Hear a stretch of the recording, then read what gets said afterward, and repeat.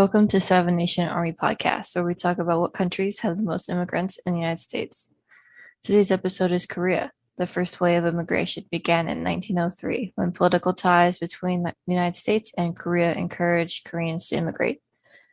American Methodist missionaries converted many Koreans to Christianity during this time and also acted as an incentive for many Koreans to immigrate.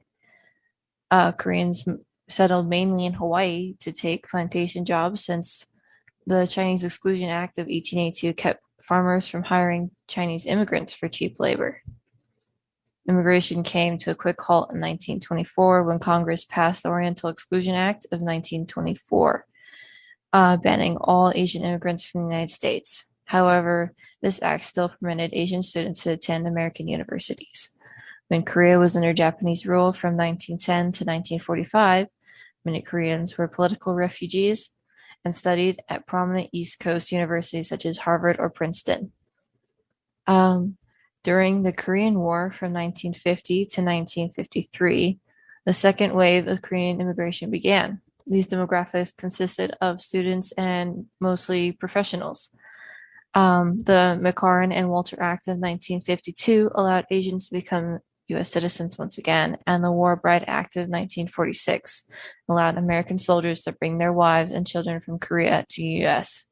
Unfortunately, war brides and their children with American soldiers had a lot of stigma and racism involved on both sides. In the United States, the children of the American soldiers were considered Asian, and they were called Asian racial slurs. While in Korea, they're considered to be American and were often called impure. After the Korean War, many orphaned Korean children were adopted by Christian families in the United States. The 1965 Immigration and Naturalization Act allowed separated families to be reunited in America. Most of these immigrants were white-collar workers and professionals who had no choice but to migrate due to war and political tensions with North Korea. Today, the United States has the largest Korean immigration population in the world, followed by Canada. According to a survey done in 2019 by the Migration Policy Institute, there are over 1 million foreign-born Koreans living in the United States. 30% of those immigrants live in California alone, and LA County holds the highest concentration of Koreans in the United States. Thank you for listening to the Seven Nation Army podcast, and see you on the other side.